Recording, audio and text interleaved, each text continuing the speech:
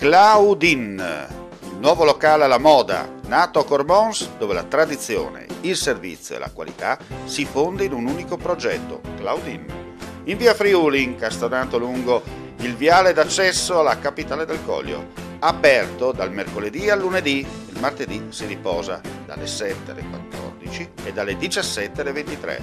Claudine, locale per palati fini e buongustai, dove si mangia, si beve e si respira Bird, Coglio e Quay. Sono Claudia Azzano, la titolare, e vi aspetto per le mie specialità. Cosa aspettate? Claudine, food, wine, music e sei in pole position.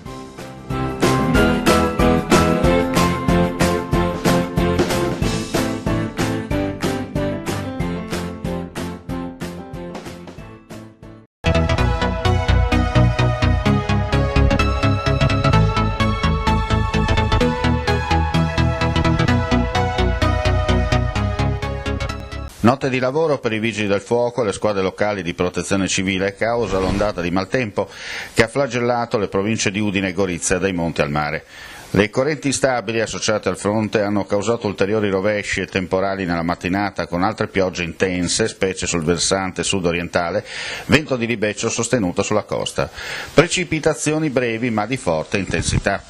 I rovesci hanno causato allagamenti e cadute di alberi nei comuni della pedemontana del Friuli, da segnalare anche il crollo di un muro sulla strada che porta a Ragogna e nella parte meridionale della provincia di Gorizia, in particolare a Ronchi dei Legionari e Monfalcone. Proprio nella città dei cantieri si è sfiorata la tragedia. Un automobilista si è trovato intrappolato all'interno del sottopasso della linea ferroviaria Venezia-Trieste lungo la regionale 305.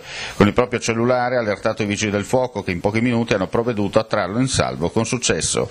Le forti precipitazioni hanno aumentato i livelli idrometrici dei maggiori corsi d'acqua della regione, che sono però rimasti comunque sotto i livelli di guardia.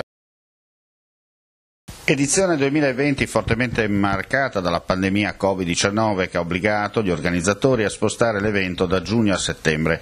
Le ali delle notizie, il Festival del giornalismo in Friuli Venezia Giulia, come dice il nome, ha saputo superare con successo l'handicap proponendo un ricco e apprezzato cartellone nella 4 giorni ronchese che si concluderà sabato sera all'interno della tenso struttura realizzata per dar maggior comfort e gustare in tranquillità i vari panel proposti.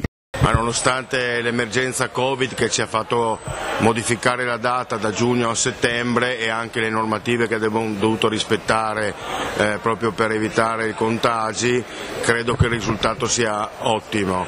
Tutti gli incontri sono stati molto seguiti, alcuni seguitissimi, molto interessanti tutti gli ospiti che abbiamo avuto e credo che il bilancio sia positivo da fare per questa edizione. Non finisce questa sera, continua anche venerdì e sabato la manifestazione. Continua venerdì e sabato con altre 2 giornate importanti, ancora 8 incontri, si parlerà di come i giornalisti stranieri vedono il nostro paese, si parlerà dai 20 anni dalla morte di Bettino Craxi e quindi della situazione politica italiana e concluderemo l'ultimo panel serale con le mafie.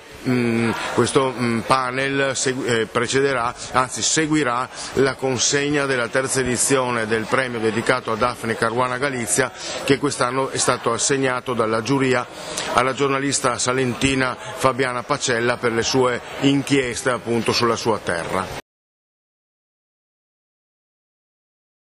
Una badante infedele già indagata per circonvenzione di incapace e autoriciclaggio dopo aver sottato 700.000 euro alla sua sesta assistita è stata ora indagata anche per distruzione di cadavere e per favoreggiamento risultano indagati anche i rappresentanti di una ditta di pompe funebri e il direttore di un ufficio postale. Si tratta degli sviluppi delle indagini svolte dalla Guardia di Finanza di Pordenone nei confronti dell'assistente familiare di una donna 91enne deceduta nel 2017 e del figlio disabile stabile, entrambi affetti da varie patologie mediche e psicologicamente fragili, ai quali, secondo le Fiamme Gialle, dopo aver guadagnato la fiducia e la familiarità, ha sottratto l'enorme cifra di denaro. La badante con i soldi ha acquistato gioielli, un'auto e ha sottoscritto titoli e polizze assicurative. Gli ulteriori dubbi della Guardia di Finanza sono sorti quando l'attività investigativa ha cercato di chiarire le reali cause della morte della 91enne. Il giorno del decesso, avvenuto alla sola presenza della badante, quest'ultima non aveva avvisato alcun familiare, provvedendo autonomamente a disporre nel giro di poche ore la cremazione e così precludendo la possibilità di svolgere esami autoptici sulla salma.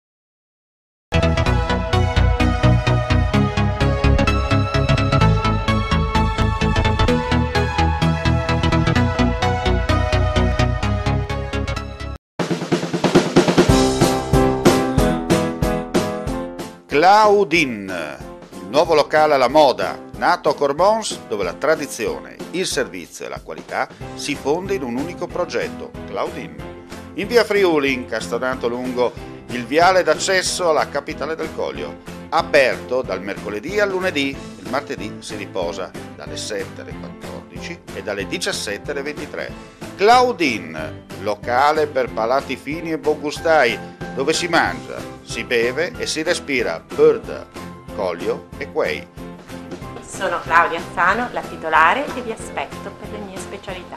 Cosa aspettate? Claudine, food, wine, music e sei in pole position.